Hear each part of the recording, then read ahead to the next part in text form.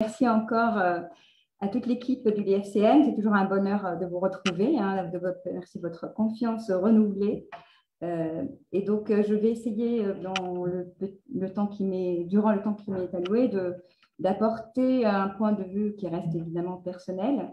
Et je voudrais d'abord dire des choses, à mon avis, que vous partagez, c'est-à-dire sans renier évidemment la souffrance et le désordre qu'engendre cette crise sanitaire. Elle peut être aussi salutaire dans le sens où elle peut nous inviter à une rétrospection, à un retour à l'essentiel, avec C à la place de T, et une sorte de mort avant la mort, qui est une invitation de notre prophète bien-aimé Mohammed sallallahu alayhi wa sallam. Elle est effectivement un rappel de notre fragilité, de notre finitude aussi. Et cette fragilité, je pense que ce rappel est utile surtout face à la surpuissance du scientisme, je dirais d'un courant scientiste qui prétend qu'on peut tout résoudre et tout comprendre et résoudre d'une façon mécanique très souvent par des technologies qui dérivent en particulier des sciences, mais aussi la surpuissance de courants, je dirais, fondamentalistes aussi pour simplifier, qui croient tout savoir et tout pouvoir résoudre tout par une mécanique de rite, mais aussi par des recettes théologiques qui seraient toutes prêtes à l'emploi. Alors, je vais exposer rapidement 3 points. D'abord, une façon personnelle, je dirais, d'articuler cette crise avec ma foi en tant que musulmane. Ensuite, l'articulation et l'écho qu'a cette crise avec la grande crise écologique qui est déjà en cours, c'est plus qu'une crise, c'est une catastrophe. Et puis, en troisième lieu, j'essaierai d'inviter face à cette crise à la rupture de nos habitudes, qu'elles soient extérieures ou intérieures. Donc, c'est une rupture, à mon avis, qui est exigée par ces deux crises. Alors, d'abord, le premier point, évidemment, en tant que croyants, nous avons besoin de chercher le sens de ce qui nous arrive, de ces épreuves. Et je voudrais quand même préciser que sens ne veut pas dire nécessairement qu'on va chercher la chaîne des causes et des effets ou une explication, c'est-à-dire, en gros, hein, ce n'est pas nécessairement attribuer non plus dire que Dieu nous punit ou alors essayer de trouver des raisons nécessairement rationnelles. Je pense qu'il est important, justement, par rapport de rappeler qu'en tout cas, au sein de la tradition islamique, la maladie n'est pas considérée comme une punition, ni la mort par ailleurs. Et le statut du malade est même privilégié dans le sens où il y a une parole prophétique qui dit que quand on va visiter un malade, on va trouver Dieu auprès de lui. Il y a une forme de présence divine qui est chez le malade, ce qui ne veut pas dire évidemment qu'on a envie de devenir malade. C'est pas du tout, on n'est pas dans le jugement de ce qui est bien, de ce qui est mal, mais il y a aussi une autre parole prophétique qui a finalement joué un rôle très important dans l'émergence, d'ailleurs pour encourager l'émergence de la médecine en terre d'islam, de la fondation d'hôpitaux, c'est que chaque maladie, a dit aussi Mohammed, a son remède. Et ça, c'est très intéressant parce que ça voudrait dire que même si la maladie fait partie du destin, le médicament aussi fait partie du destin. Il y avait aussi une incitation, là aussi je me réfère à la tradition prophétique, que vous connaissez probablement, des incitations à prendre des précautions en cas d'épidémie, ne pas quitter la ville où on est, etc. Et donc, il y a aussi une volonté d'agir d'une façon rationnelle face à la maladie. Et donc, toute cette médecine prophétique, son but, c'est ne pas du tout, qui n'est plus peut-être valable, évidemment, dans certains, sur le plan pratique pour nos jours. Je ne dis pas qu'on doit appliquer ce que disait Mohammed là-dessus, mais son esprit, c'est par rapport à la vision optimiste, je dirais, par rapport à la maladie, par rapport à l'incitation à trouver des remèdes et à attacher sa chamelle, si on veut dire, dans le sens où on doit prendre en compte, effectivement, agir et non pas se laisser, je dirais, être dans un fatalisme face à la maladie. Alors là aussi, la mort, dans ce cadre, la mort, je pense qu'on a tendance à vouloir la repousser, l'oublier, et se rappeler de la mort, ce n'est pas quelque chose de négatif, c'est quelque chose qui fait partie de notre condition humaine. Et d'ailleurs, il y a un verset coranique qui mentionne la mort que Dieu a créé la mort avant la vie. La mort, et même par exemple pour citer Maulana Rumi, il considère la mort comme une forme de renaissance. En fait, il compare la mort à la naissance d'un bébé qui était dans le ventre de sa mère, dans l'utérus, qui sombre, qui est confiné en quelque sorte, et puis tout d'un coup, lors de la naissance, il découvre qu'il y a un monde beaucoup plus lumineux et vaste par rapport au sein maternel. Et donc, cette image amène aussi Rumi à considérer la mort comme ses noces avec l'éternité. Donc ça, c'est effectivement, je crois que notre rapport à la mort est complètement, à mon avis, biaisé parce que rien que le fait qu'on repousse, on n'ait pas envie de voir les personnes qui sont d'un âge avancé, de vouloir déjà les confiner avant même le confinement dans des structures adaptées, en tout cas dans notre société occidentale, relève un petit peu aussi de notre façon de vouloir on est un peu dans le déni par rapport à cette condition humaine. Alors maintenant, j'arrive au deuxième point, qui est que là, on a un signe avant-coureur des conséquences qui nous attendent de la crise écologique. Certaines conséquences sont quasiment inévitables dans les décennies qui viennent. On ne parle même pas de crise écologique, on parle même d'un anthropocène, puisqu'on parle d'une ère écologique nouvelle qui a été causée par l'action humaine. Et en fait, nous sommes en train de détruire, et ça a commencé depuis un moment, notre habitat terrestre, et nous sommes à la fois des victimes et des acteurs de cette destruction.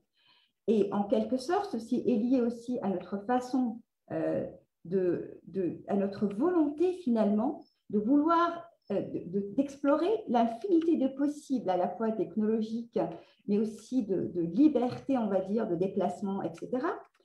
Et c'est peut-être une façon de compenser notre manque d'infini. Donc, en tant que croyants, comme nous avons en quelque sorte accès à un infini qui, évidemment, pas au sens matériel, nous devrions avoir un sens de responsabilité beaucoup plus grand pour être vraiment à la hauteur d'une responsabilité de cette lieutenance à laquelle nous invite Dieu. Et nous ne cessons en fait d'accroître la diversité de nos objets qui conditionnent notre bonheur et en même temps, on est en train d'anéantir la biodiversité. Et pour ne donner qu'un exemple, il y a quand même une source commune entre les deux crises qu'on peut repérer, même si je parlais de ne pas chercher nécessairement, parce que c'est très complexe comme situation, mais les transports aériens, on peut quand même leur attribuer à la fois un rôle important dans la crise écologique, mais aussi dans la propagation rapide du virus, pour donner un exemple. Ensuite, pour arriver, donc j'arrive au troisième point, qu'il s'agirait de en fait, en tant que croyants, je pense que nous avons à remettre en question nos habitudes. Nous avons à faire une rupture radicale avec nos habitudes. Nous ne pouvons pas sortir et au moins, je dirais, adoucir les effets de ces crises sans une transformation radicale, mais pas seulement à l'extérieur, mais aussi par une transformation intérieure à laquelle nous mènerait une quête spirituelle. Effectivement, nous avons des habitudes qui nous transforment en automate, ce qui nous empêche en quelque sorte de ressentir et d'accueillir la présence divine en nous et toutes choses, et en toutes choses aussi. Et je dirais qu'un exemple, là aussi pour aborder un exemple concret, c'est qu'on voit très bien qu'à travers une communication un peu, je dirais, bon, c'est très bien qu'on puisse se retrouver à travers Internet, ou qu'on puisse enseigner, on dit à distance, mais ça reste un mode dégradé, et qu'on ne ressent absolument pas la présence des autres à travers cet écran. Et je pense que ces automatismes que nous avons sur tous les plans, et je ne vais pas rentrer dans les détails, ils sont justement un écran par rapport à cette présence divine. Et c'est aussi, en fait, en quelque sorte, le rôle de ce mois de Ramadan béni, ces derniers jours, que de rompre nos habitudes, mais pas seulement pendant ces crises, c'est aussi après. Donc, si on suppose que la crise sanitaire aura une fin, après la fin du mois de Ramadan, nous avons à maintenir et alimenter en fait cette ascèse. Et donc, je vais faire d'ailleurs, j'ai envie de faire une analogie entre ceux qui attendent avec impatience la fin du confinement pour reprendre mécaniquement leur ancien mode de vie, leur déplacement, par exemple en avion, pour rattraper le retard, et entre ceux qui attendent aussi la rupture du jeûne pour se gaver 2 fois plus pour rattraper le repas de midi. Et donc, je pense qu'il y a une forme de déni, on rate l'occasion à la fois du jeûne, mais on rate aussi l'occasion que nous offre, malgré évidemment ses conséquences dramatiques, la crise sanitaire. Et je pense que nous avons besoin de prendre conscience aussi que le bonheur intérieur ne peut pas être conditionné ni par la quantité d'objets que l'on possède, la surconsommation excessive à laquelle nous assistons, ni par l'excès de nourriture. Parmi les autres habitudes que nous avons, qui forment aussi de mécanismes, je dirais, dans la pratique rituelle, c'est de penser que de réduire le mot dua ou da'wa, donc il y a un mot arabe qui peut référer à un appel, par invocation. Et donc de croire que le verset, par exemple coranique, qui consiste à dire « Ud'ouni astajib lakum », donc qui se traduirait plus par « appelez-moi, je vous réponds », ou alors « Inni qaribun ujibu da'wata ad-da'i idha da'ani », je suis proche et je réponds à l'appel de celui qui m'appelle quand il m'appelle. En fait, je traduis un peu rapidement. Je pense qu'il y a un sens réducteur à croire que la da'wa, finalement, c'est aussi un mot qui veut dire invitation. Et donc, souvent, on va traduire da'wa ou do'a, plus dans ces versets-là, par on demande des choses à Dieu. Et on croit d'une façon aussi mécanique que Dieu va répondre, va nécessairement exaucer nos vœux en quelque sorte, ou répondre, et on est souvent surpris qu'il ne le fasse pas. Et je vais oser un peu, disons intuitivement, j'aurais envie de dire que c'est une invitation, c'est un appel pour que Dieu soit présent dans notre vie, soit présent dans nos cœurs. C'est la hadra, la présence divine. Et Dieu, effectivement, répond quand on sait comment l'appeler, comment inciter cette présence à la voir en nous.